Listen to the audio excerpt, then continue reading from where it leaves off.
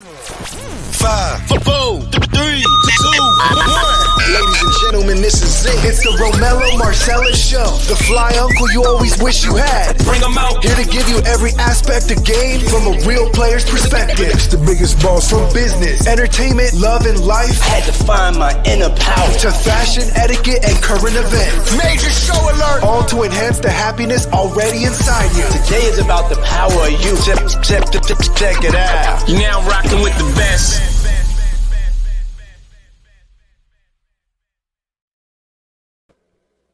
Here I am, goddammit. Here I am. Welcome to the ROMELLO Marcellus Show. I am he is me. And yeah, it is. Hello, everyone.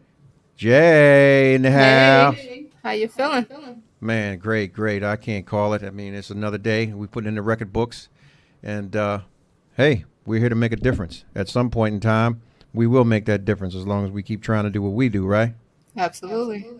Well, today we're going to kind of change it up, man. Before I get in it, man, everybody's getting into real estate, right? Everybody wants to try and make a dollar.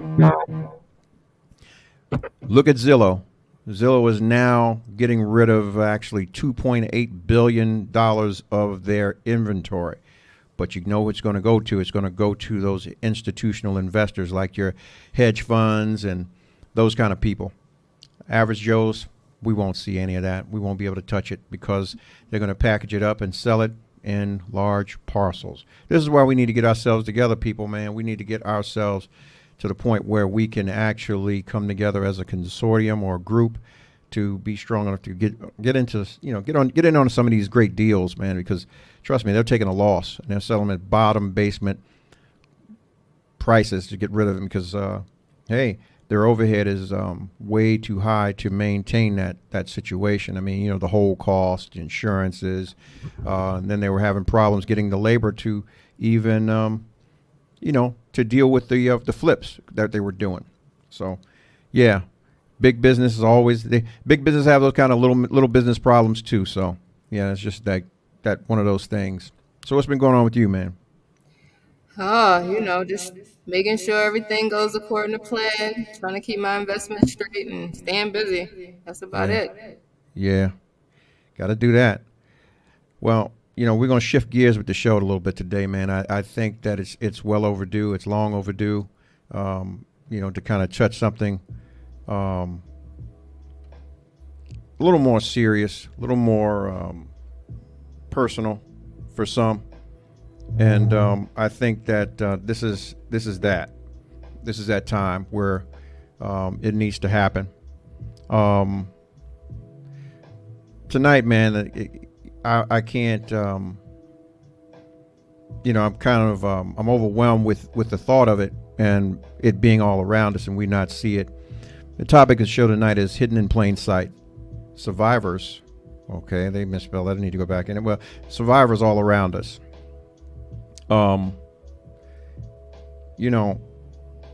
It happens, and most times we don't catch it. We're in the wings, while these things are going on. You look at the statistics on domestic violence in the United States are disturbing. 1 in 3 women and 1 in 10 men will experience domestic violence in their lifetime. Each year, domestic violence is an estimated of it affects over 10 million people in the United States alone. Yet for black women, the numbers are even more stark. More than 40% of black women will experience domestic violence in their lifetime, according to the Institute on Women's Policy.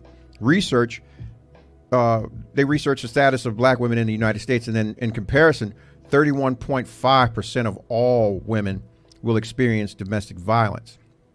A report from the National Centers of Victims of Crime found that 53.8% of black women had experienced psychological abuse, while 41.2% of black women had experienced some physical abuse, which is way too damn high. I mean, one is too much, but damn, it's disturbing.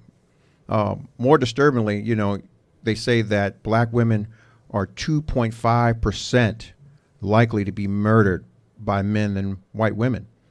An overwhelming majority of the cases, 92%, 92% of these people, they were killed by, knew them. They were in personal or intimate relationships with them, which is shame, you know. Wow. 56% of these homicides were committed by a current or former intimate partner. Nearly 92% of these killings were interracial, means they were committed by a black man against a black woman, which is a friggin' shame. It is a shame. So, you know, I can't directly attest to, you know, anything directly related to me or any of mine when it comes to this subject. But I can, and I know plenty of other women who can attest to things of that nature. You know, I think it comes from a lifetime of trauma, unhealed trauma, and not being able to recognize some of those red flags. Mm-hmm.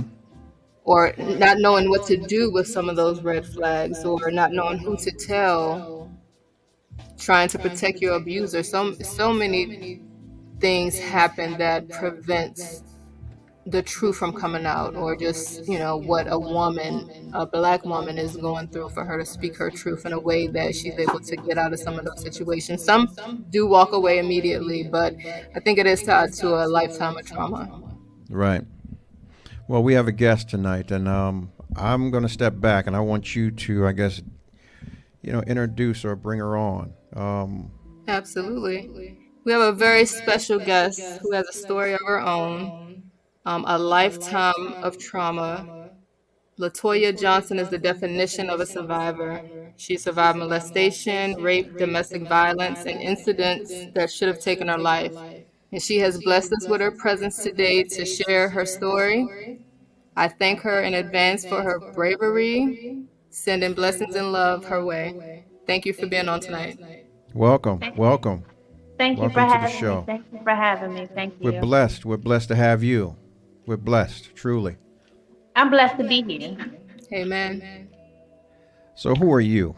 What makes you great? You're more than a conqueror. Yes, And we want to know.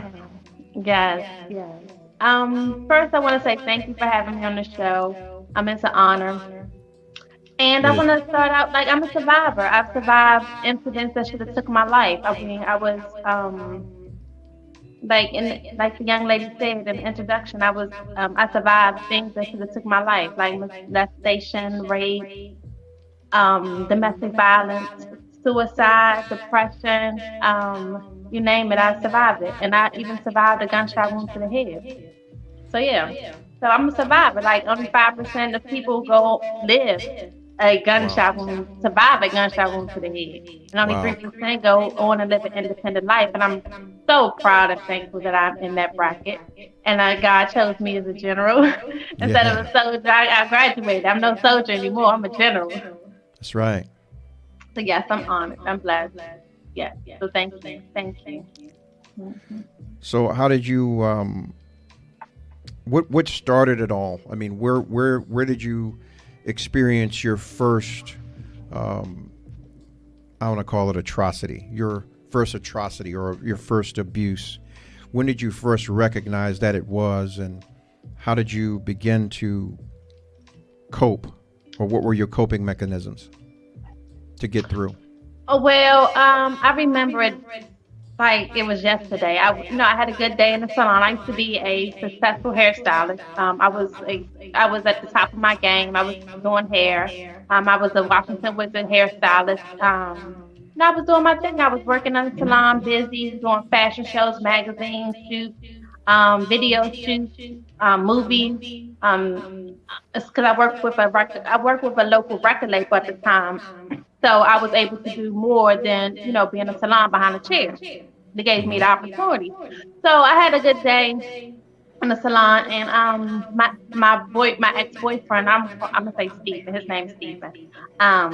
So he called me and I was like, yeah, I had a good day in the salon, blase. And he was like, the first thing he said is, you want to let me borrow some money?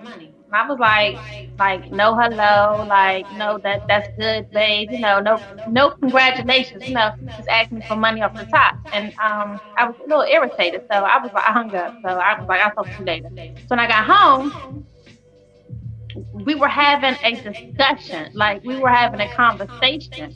And like for one, when he came down the steps, I knew something was wrong. Like I couldn't pinpoint it, but he looked a little.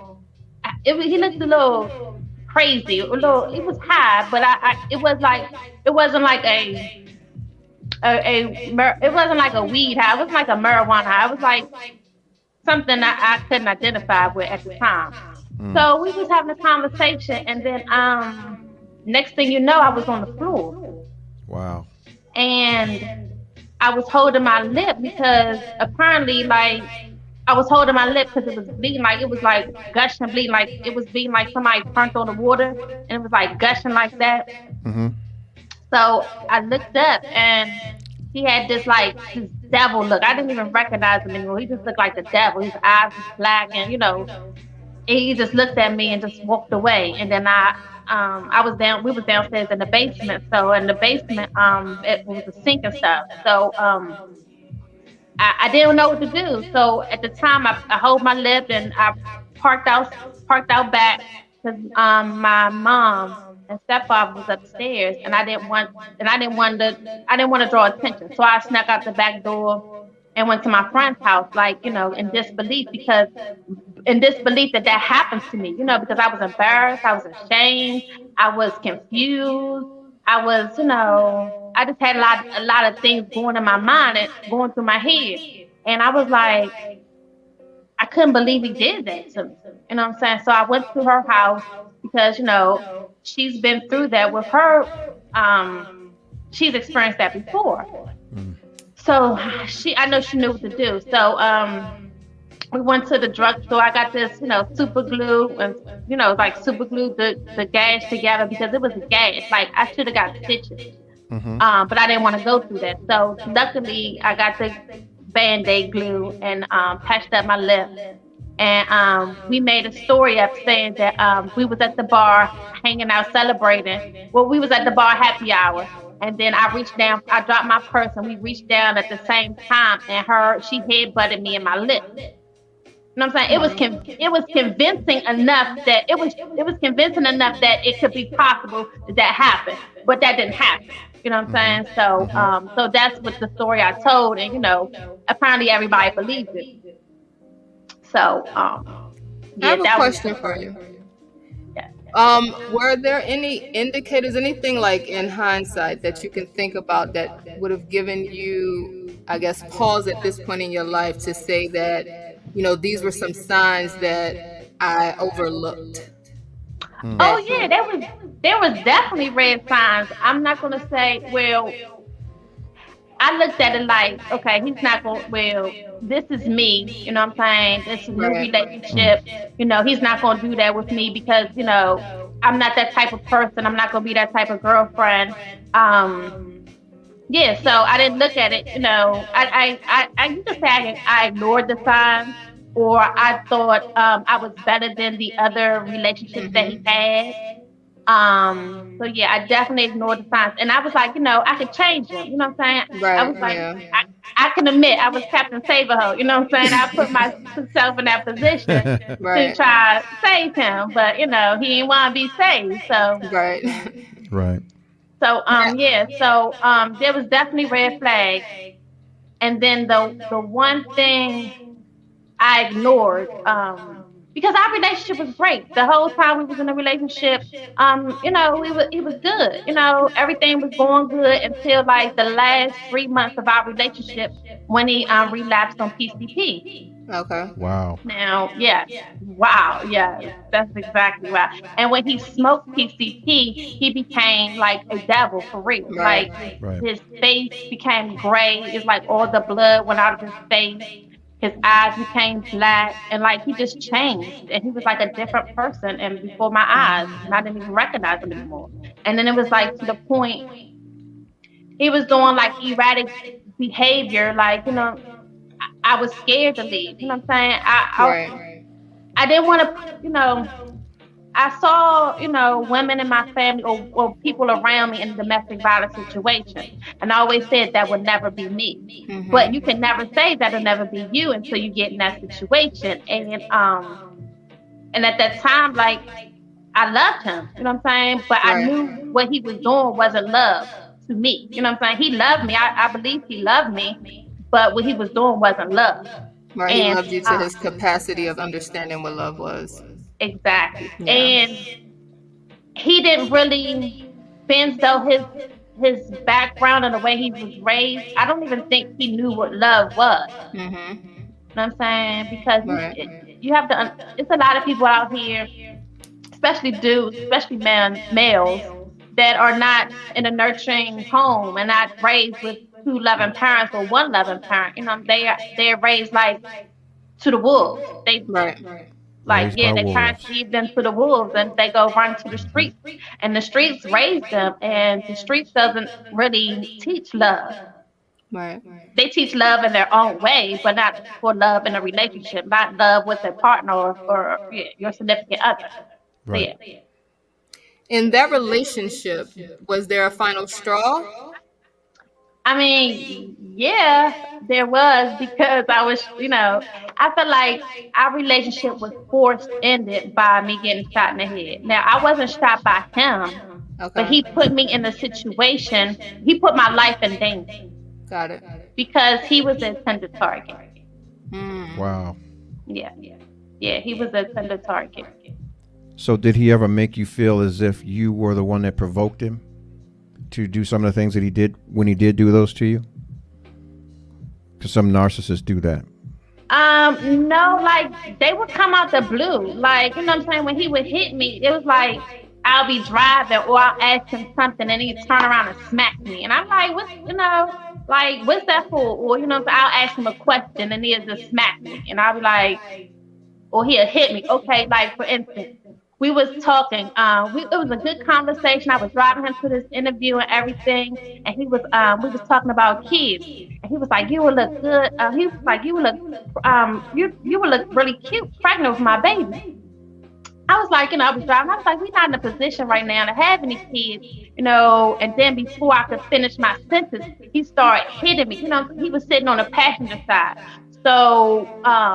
so he started hitting me from my shoulder down to my lower back, to my butt, and he was just punching me real hard to the point where I'm almost losing control. And I'm like, stop, we about to crash. He's like, you better not crash this effing car, and then you better drive straight. You're gonna stop taking them damn birth control pills. You're gonna have my baby. And I'm trying not to, at this point, I'm like, this nigga crazy. He really trying to commit murder suicide. Hang on a second. Okay. You have carte blanche here. You can cuss if you want to. Your expression, I want it to be as organic as possible. Okay. Yeah. Well, on a lot of platforms, I'm not straight. But okay, thank you. You're on this platform, so Okay. you are more than welcome. All right. I want you to be who you are. This is a safe zone here. You can come here and be whoever you need to be to express who you are. Okay. So, Thank yeah. you. So, yeah, I'm like, he's willing to commit murder suicide all because I wouldn't have his baby. You know what I'm saying? That's crazy to me. So, and then I knew he was high. He got high like the night before, a couple of days. But both, it stays in your system, especially if you smoke a cigarette or if you drink. It's like it activates it back, because it hides in your fatty tissue. Right. So it activates it back up. Right. So, and he smoked cigarettes. Occasionally, but it seemed like he only smoked cigarettes when he would get high. So he was dipping? Yeah, he was a dipper. Yeah. Prior to the shooting, was there ever a point where you felt like it was a dead end relationship? Like you knew it wasn't going anywhere, or you knew that you needed to get away from it? Oh yes, I've been knew I needed to get away from it, but I was afraid because he was the type of dude that if he knew where I worked, he knew I worked in the salon, and my fear, if I left, I was going to move away and wouldn't tell nobody where I was going, because at the time of my career, I was going to move to New York. I got an offer to move to New York to start doing fashion shows and stuff, work for this hairstyling agency. So I was going to take that leap. But I was afraid if I leave, he would go to the salon or he would go to my house and shoot up everybody that I love because they wouldn't tell him where I was at. Wow. So I didn't really know how to get out the relationship. I knew I needed an escape plan, but I just didn't know what it was. Right. Right. Now, in your biography, you mentioned molestation. Was that something that happened at a younger age? Oh yes. I was about maybe. Well, I knew I didn't start. I didn't start kindergarten yet, so I was either 4. I would think I was 4. Yes, I was 4. And I was in South Carolina. My mom sent me to South Carolina to a we live, like our aunt, like our adopted aunt. Mm-hmm. Well, my adopted aunt, my babysitter. We stayed with them at the time, and we, became a family. So I went to their family. I went to their home in South Carolina. So I stayed this summer, and I was a little girl. I was, little. So we was playing hide go seek one night. The adults left, and we was just like the kids. It was like, maybe 10 of us. I was the youngest one. So we went to go, everybody hiding and stuff. So I went in the den, and the older brother was in the den. So I told him I was hiding, and he said, you can watch TV with me, and then when somebody come in, you hide. So we was watching TV, and then he told me to sit on his lap, and then when I sit on his lap, I noticed he wasn't dressed, and then he started pulling down my clothes, and then it was just like I don't remember anything else. Okay. So, but all I do know is the next night that we play hide and go seek, they had this big trash can. One of those big backyard cookout trash cans is, plastic. Mm-hmm. So they had one of those in the kitchen. So the next night I climbed. I don't know how I climbed in because they had it near the counter. So I used the drawer to climb in. So I climbed in, but I didn't. I realized when I got in, how could I get out? But I was hiding in that trash can from, because I didn't want the brother to hurt me again. Right. So the next morning, they found me, and they said they was looking for me. And then after that day, I remember like my behavior changed. I started peeing on myself. It's just like I just changed from a different person than I was when I got there. And then all I remember the sister saying is, he did it again. And I didn't understand what that was until as I got older. Right. And then I talked to one of his other family members, and he was like, he didn't know, but he told me that he had done that to somebody else. And then that's when I put it together that, yeah. Wow. How do you think that incident at 4 made you numb, or possibly was a catalyst to put you in a situation where you would experience some type of trauma or abuse and just fostered those type of situations? The reason I ask is I have my own situation, and it kind of messes up your mental in a way where you start to think that things are normal that are not normal. I know for me, until I really got some help. And so I was just wondering if you were able to tie some of the things that you went through as an older woman versus some of the things that you went through when you were little. That situation taught me to be smart. I didn't, because it taught me to be smart and to protect myself and use my surroundings as my advantage. Because I felt like at that time, I don't know what it just overcame me that I knew what he was doing was wrong. Right. But I wasn't going to let it control me. I wasn't going to become victimized to the situation. You know what I'm saying? I developed at a young age resilience that I wasn't going to let this define me. And I guess, and then I did that because I blocked it out of my mind for a long time until the fact that I started having nightmares. And that this could happen. That this is the possibility that did happen. Right. But I wasn't sure. So, and that's when I, decided to break my virginity because I needed to know, because it was haunting me. It just like, I needed to know that this happened or not. And then I had sex and then I didn't bleed. So I knew that it happened. Okay. And then right then and there, I accepted it. You know what I'm saying? I accepted it to where it will make me stronger and not make me weaker. Okay. Does that make sense? Yeah. Okay. Absolutely. Yeah. Have you had a hard time since? Not necessarily when you were younger, but I guess the relationship that ended with your injury. Has it been difficult as far as romantic relationships for you? Well, no, it hasn't been difficult. At the time, at the shooting, the night of the shooting, I was at work. I asked him to meet me at my job because I worked in Pentagon Row. I worked at Chance in Pentagon Row. I was a server. I had 3 jobs. I was a hairstylist, I was a server, and I was a promotion and marketing hairstylist for a record label. So I was a busy woman. I didn't never stay in the house. I was always on the. Excuse me one second. Okay. Thank you. Yes, I was a busy woman, so I was rarely in the house. So, but he called me that night and asked me to come pick him up. So I wanted to say no, but then I said if something happened to him, then I would feel guilty. So I said yeah. And so when I went to go pick him up, he had 2 of his friends with him, and I immediately got an attitude. And I was like, that was not my plan to drop them off. My plan was to get back on the highway and we go home.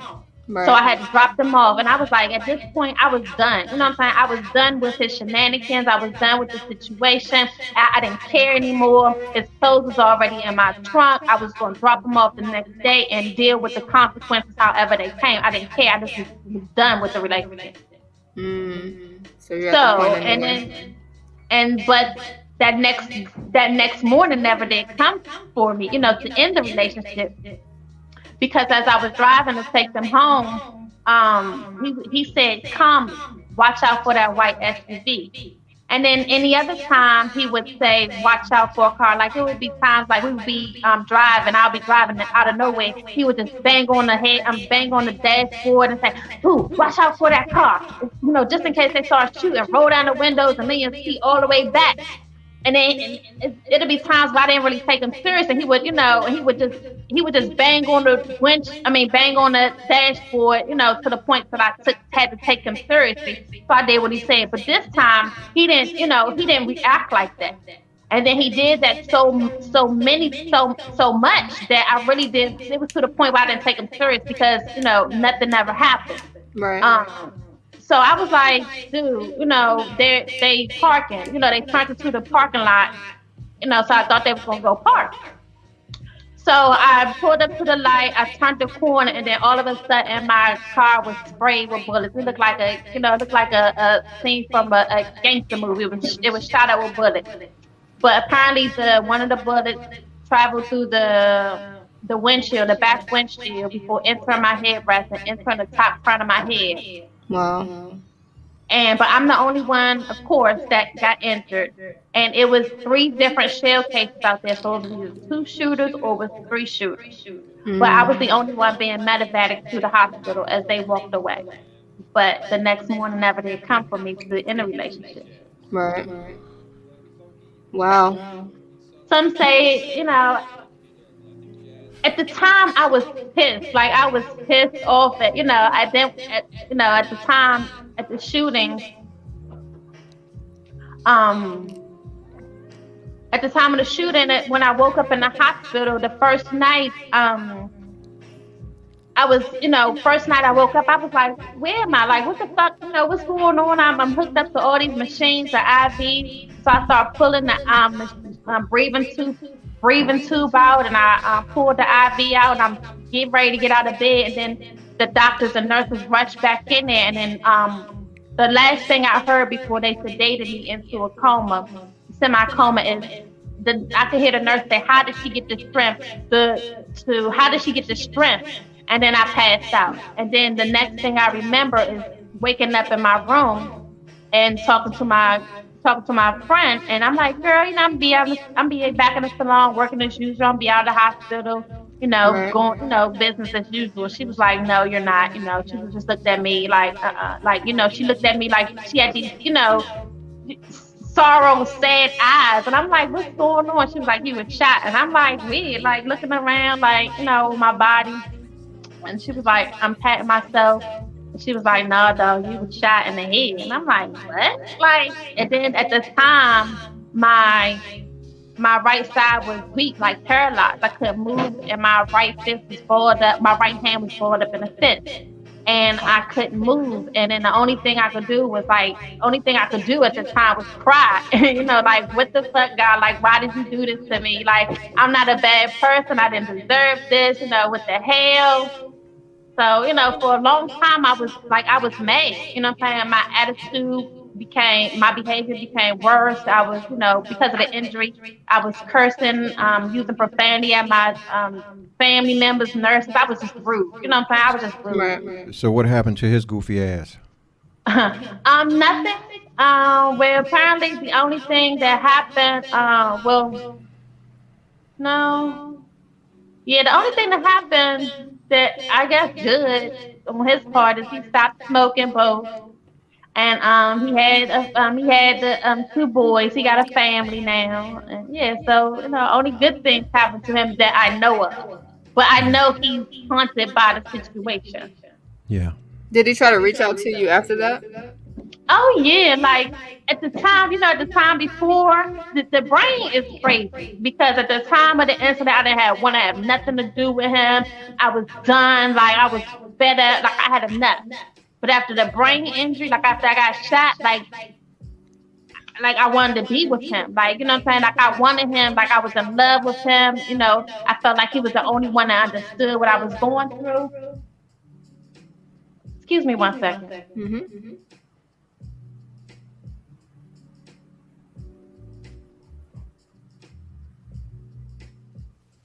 Wow.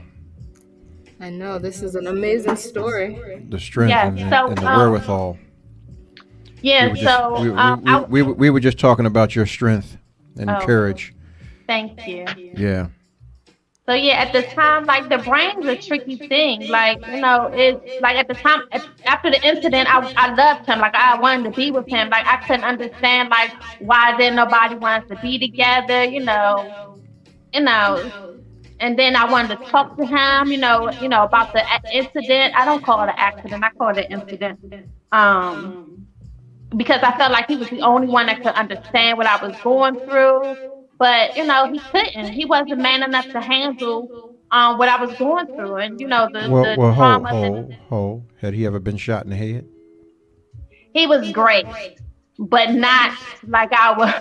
Like, Right. I had to learn how to do everything all over again. I was basically a 26-year-old infant all over again. So I guess he could be empathetic, but he couldn't be sympathetic. Right. Because he hadn't experienced exactly what you had experienced. But I didn't. guess y'all were a lot younger too at that time, right? Yeah. Mm-hmm. Yeah. So I guess the mature thing. I guess it came later for him, but God uses us all, in different ways, and maybe you were what He needed to have happen to him to straighten his life up, but God still blessed you with life and strength so that you could testify to the things that are happening for you, even on this side. Yes, because at the time I looked at it like, why God? But now I look at it as a blessing because at the time, behind the scenes, things was crazy. I would have been locked up or maybe dead.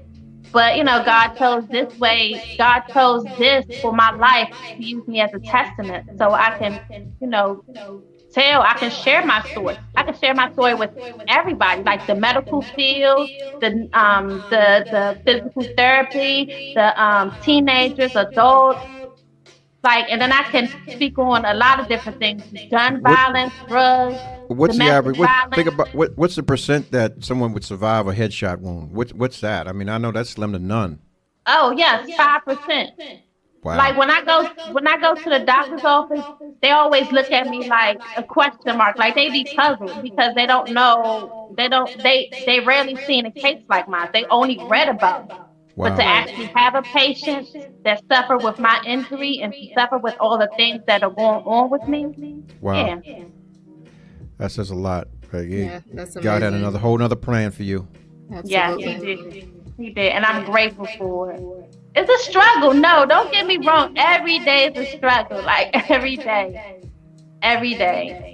But I'm glad I can overcome it. And I'm glad God is using me. Because it's been times where people have told me like they don't know how I do it because they would have been committed suicide and they would have, they would have lost their mind and stuff like that. But I'm like, by the grace of God, Total Life Changes product, and my family, that I'm still here. And my friends. Grace. And When did mercy. you start getting into talking about your story and just sharing it? How did that come about? In 2009, I joined Brain Injury Services, and they had a program there. They had many different programs, but one of their programs was the Speakers Bureau.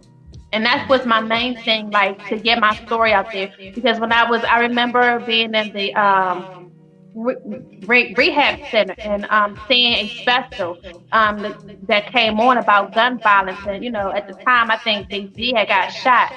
And he was on TV talking about it. And I was like, that's what I want to do. Like, I need to share my story with everybody because it's rare that somebody survived a gunshot wound to the head. Somebody, yeah. Rare. Yeah, rare. Very rare. That's one of those So- tag. You're it. That's it.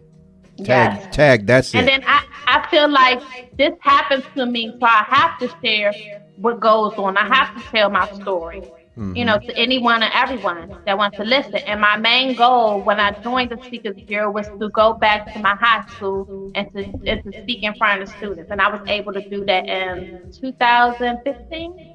I was able to go back. Awesome. I was able to go back to T.C. Williams, well, now it's Alexandria High School, and share my story. Titans. With 500 students. Yeah. Go Titans. Yeah. Go Titans.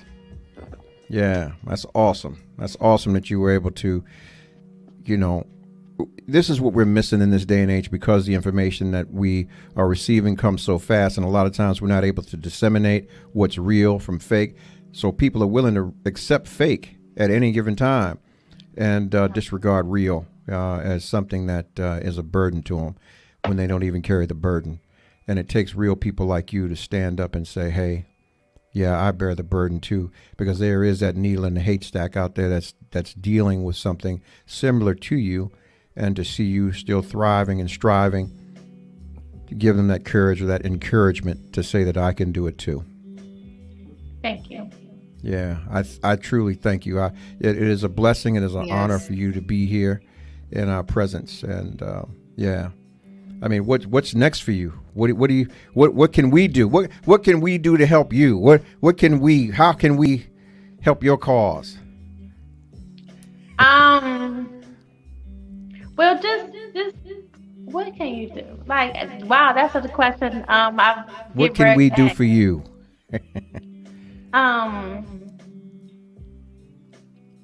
No, it's what I can do for you. I can share my story. I'm writing my memoir. And do you take vitamins? Do y'all take vitamins? Do y'all know how important vitamins are these days? Absolutely. Send me some NutriBurst. I will do that. Send me your address. Miss J, do you need, is that your name? You got it. Yes. Send me your address. I'm going to send y'all some NutriBurst. You got it. And do y'all detox? We got a new fruit punch juice. It's good. I need that. Oh yes, I'm gonna send that to you too. What's the initial one? The first one, was it Life Generation? What is it? The first detox? The one that everybody, the tea. What's the juice or the packet? Oh yes, the IOSO tea. We have there you go. we have like many. We have four different flavors now. We have the original green tea. We have CBD tea. We have a lemon Mm. CBD tea and a lemonade and a raspberry lemonade CBD tea. You got to We get have some reposado tea, some Don Julio Oh reposado boy. tea, and yeah, I'll no, buy it by the case. we don't have any of that, and we have the fruit punch too. So yeah, so I hit y'all up with a nice little packet. Yeah, I need that. And Yeah, and we also have a 12-day challenge going on. So you need to y'all if y'all need to get in shape and enjoy you my need that challenge. too. Yes. Yeah. So I will send y'all all the information. Well, you know Okay. what? You got to come back and spearhead that 12-day challenge. Yeah. Oh, sure. We can do that right here, and we'll jump Sure. on with you and do the exercises and all the little the supplements. We'll do it right with you. All right, bet. When do you want to do it? That's on you. We'll discuss it. We'll make it happen. Whenever All your right. schedule permits, we'll work you right on in, and we'll do it. Okay, that's a Yeah. bet. That's a bet. Yeah, That's a bet. That'll work. Mhm. man. I'm floored. I didn't have much to say. I mean, I'm learning. I'm taking it in. I can't relate. I mean, I my heart goes out to you and your family, and all that have been affected by the things that have happened to you. I can't. I appreciate I it. can't relate. I can't. I'm gaining understanding about it. I mean, and even now, the mindset. What's your spirit man doing? Where's the growth? Where are you at now with that? I mean, I know you have a walk with God, and I know that you are, grounded in that and growing. So where are you now? I mean, how do you cope with that? I mean, do those things still visit you? Do they still haunt you? Are you seeking therapy, or did you have to get therapy? I mean, Oh yes, yes. would you yes. encourage others to get therapy? Definitely. Because one thing about me, I was I was diagnosed as a teenager with severe depression, and Wow. in high school they tried to get me to talk to somebody, and at the time I just felt like she was being nosy. She wanted to be in my business. You know what But I'm that's a saying? black thing. That's a I didn't black want thing. to. Yeah, I didn't want, and that was the young me. You know what I'm saying? That was the young Yeah. me. But I realized that you gotta look. Yeah, that's the young me. Black So That's what? the people. young you, not the black you. I wouldn't put it on black. That Yeah. is how we It indoctrinate our families. That we don't well do that therapy. We don't talk about our issues outside. Yeah, That's and the see exactly. that unhealthy message. and that's a bad stigma because Yeah. everybody has issues. So Let me say I this. Definitely. encourage people to talk to somebody, especially. And then at the time I took it as a Say it. joke, and so but after my incident, um 6 months after my incident, after me and my mom started getting in a routine because my mom is my caretaker, my stepfather died suddenly of a massive heart attack. And Oh Wow. oh wow. my gosh, that was like my best friend. That was my dog. We talked about. I was closer to him than I am my mom. I could go Yeah. talk to him about anything. So when he died, I cried so hard. It was like my heart was broken, like shattered all over again. Wow. So and then my depression because of the medication that I was on, it came back tenfold. I was having suicide thoughts, and it just everything in my life wasn't going right. I was stuck and I couldn't move. I had to stay in a chair. Only thing I could do was touch the things at arm distance. Then after 2 years of me being in an incident, my friends stopped coming by, stopped calling me. They start they playing tricks and stuff without me. And, it just was heartbreaking. It was hard to accept. Mhm. And Mhm. my dating life changes because I was in a wheelchair and I felt like, people was looking at me and I lost my sense of style. I just lost everything about myself and I didn't care anymore. You know what I'm saying? So I definitely reached out to, because one night I was suicidal. I took a bunch of pills and I called mental health and I was like, y'all have to get me in and see, like, let me talk to somebody because I don't think I'm going to make it the next couple days. So No. they immediately called me, and then that's when I started therapy. I started one-on-one therapy. I had family therapy, then it was group therapy, and then I guess well, me going through all that therapy, I learned the tools that I needed to go, after therapy I continued using. And then after I got up with TLC, I started learning about personal development, speaking affirmations, meditating, Yep. and taking a product. And it was like, whoa, it was like, like I used to wake up with 25 more migraines, like to the point I'm crying out of my sleep because my head is hurting so bad. And like I went through this for 9 years, and it was like took took TLC products, I took the detox tea and the NutriBurst, and I had, instead of 25 headaches, well, no, I had my first headache 3 weeks later, and then I felt good, and I realized that, I had my first headache, and that headache lasted 7 days, which was normal for me, but I didn't have 25 headaches. Right. So There was a I was break. like, hey, I was like, this is amazing, because, I couldn't take morning appointments. I couldn't commit to nobody's job. It was just killing me, so that saved my life. And then the NRG, which is our energy pills, I use it for my depression. And man, oh man, they are the bomb. Like, really, they save me a lot of days from busting out crying, because I really do have my tough times and my bad days. But my NRG keep me focused and keep the tear ducts from falling. Right. So, because I've cried so much that now if I think about crying, God's gonna give me a headache. So I don't have time for no headache or no migraine. So I gotta suck it up. So here's a song, right? There's a song by this group called Mercy Me, and the title of the song is called Dear Younger Me. Years ago, when I was going through something, I sent the song to all of my children. And it's a letter. It's an ode to an older gentleman talking to his younger self about all the things that he knew now and wish he could relay or convey to his younger self. Right. If you could have that same opportunity to convey to your younger self, and I mean all the younger people who will see this for years to come, what would you tell them about who you were before your incident happened, and now that you know the changes that you needed to make to better your life, or to have had a better opportunity to better your life, to not make the mistakes that you made? What would you share with them? What would that letter look like?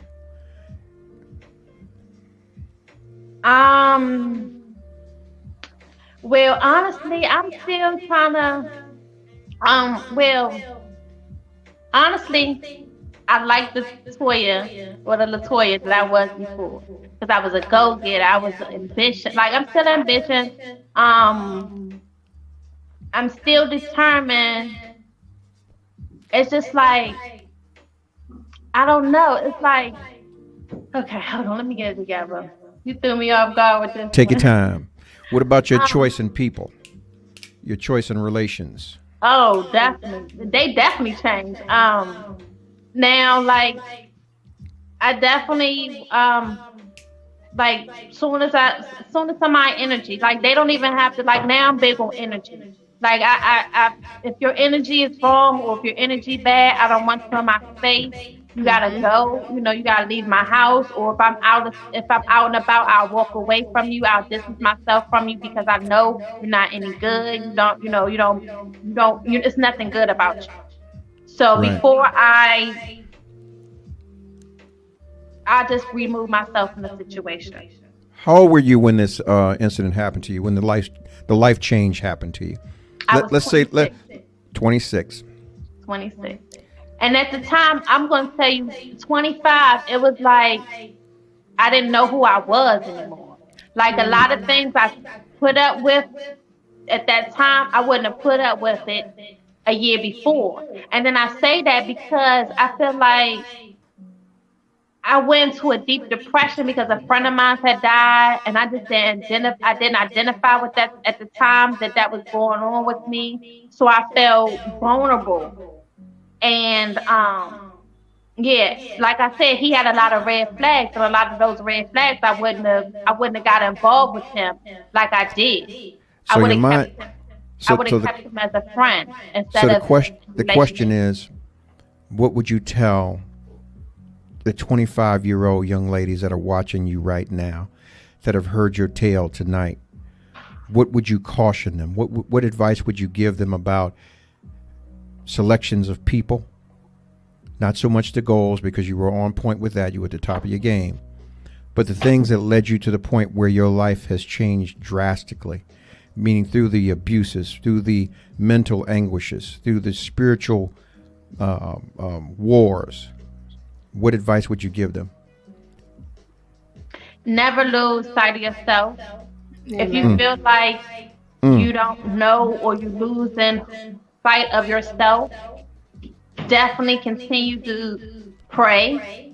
Pray. If you don't know how to meditate, I would Mm, encourage you to go on YouTube, and mm, there's 2-minute meditations that you can do. Um, and graduate to 2 minutes to 5 minutes, and speak life, speak affirmations. They definitely help. yeah. Don't ignore the signs. If you don't feel comfortable in a situation, or if you feel like the person's going to bring you harm, get Hmm. out. Because and don't think you're special like me. Don't think you're special, that you could change somebody, because you cannot change somebody until they're ready to change. You can lead them. Say it again. You can lead a horse to the water, but you can't make them drink it. You know what I'm Say it saying? again.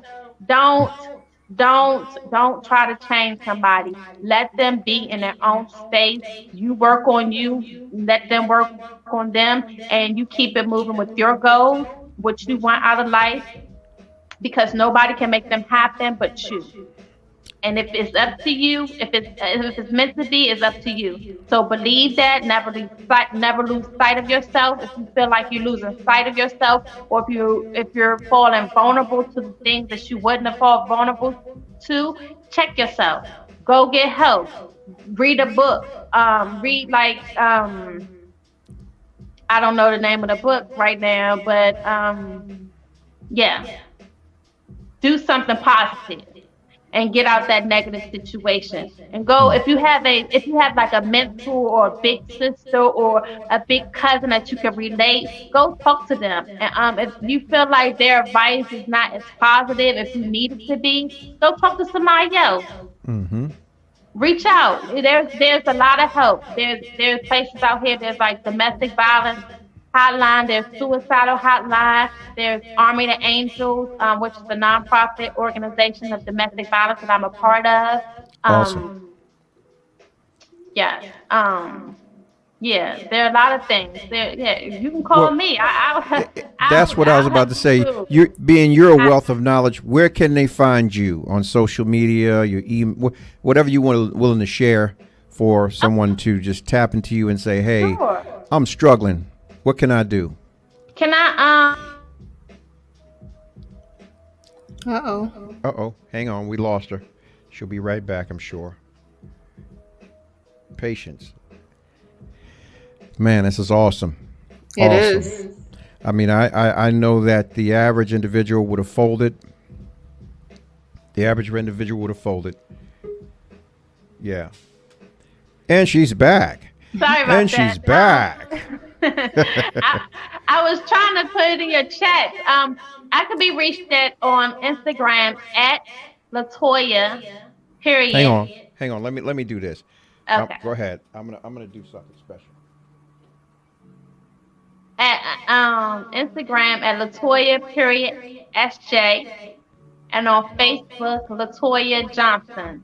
In parentheses is Toya, because there are millions Latoya Johnsons on Facebook and in the Latoya world. J on Instagram, correct? Latoya. Period. SJ.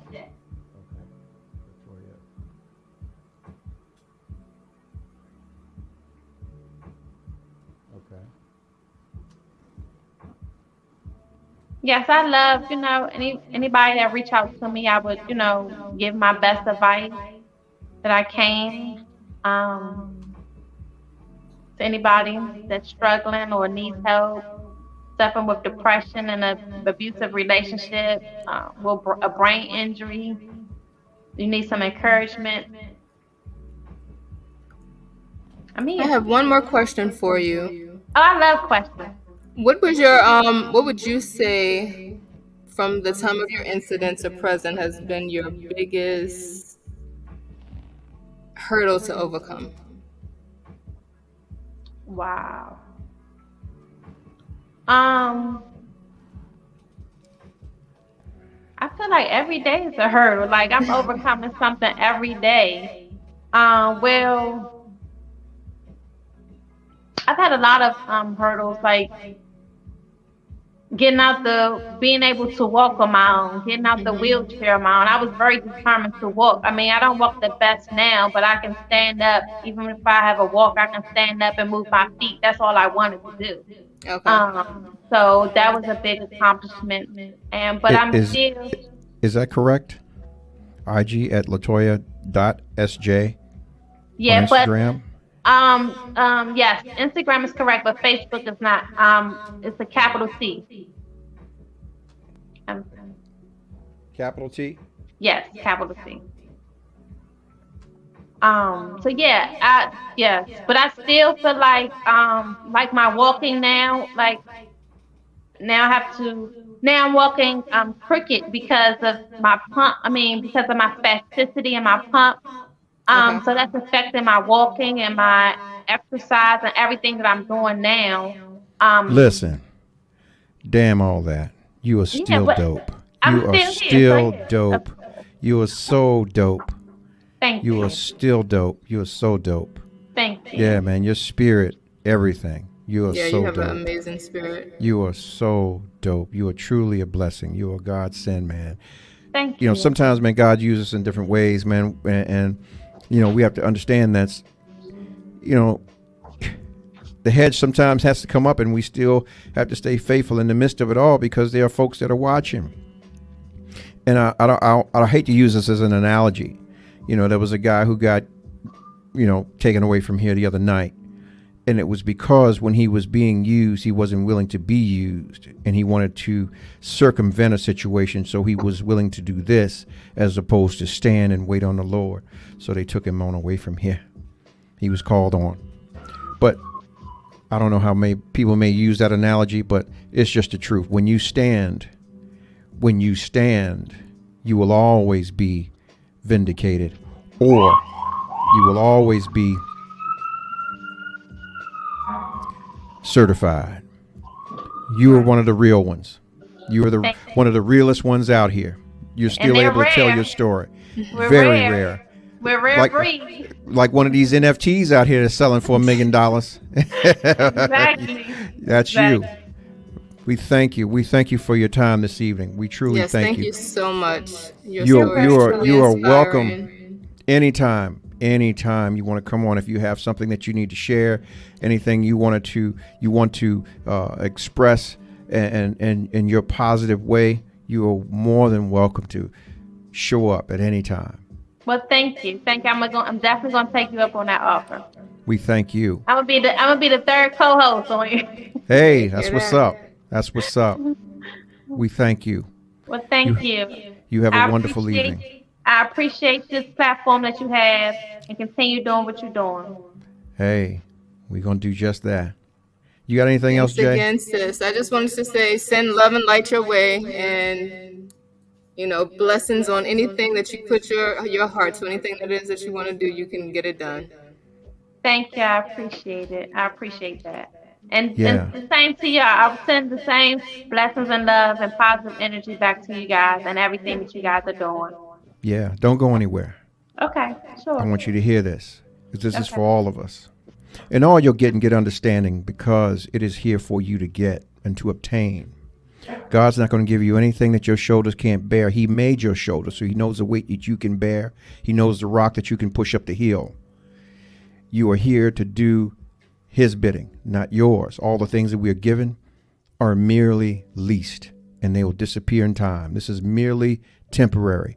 It's what you make of it and how you present it. What you leave behind is your reincarnation. For those that will speak about you for years to come, that is your reincarnation in this life. So let your best foot always go forward and be shodded Put on the full armor and be ready for all that comes to you. There's always a light at the end of the tunnel. And all you're getting, get understanding. Grace and mercy be upon you. We love you. We love you. We truly love you. You could have been anywhere in the world tonight, but you chose to be here with us. And yeah, as I always say, get the fuck off our line. 5, 4, 3, 2, 1. Ladies and gentlemen, this is it. It's the ROMELLO Marcellus show. The fly uncle you always wish you had. Bring 'em out. Here to give you every aspect of game from a real player's perspective. It's the biggest boss from business, entertainment, love, and life. Had to find my inner power. To fashion, etiquette, and current events. Major show alert. All to enhance the happiness already inside you. Today is about the power of you. Check it out. You're now rocking with the best.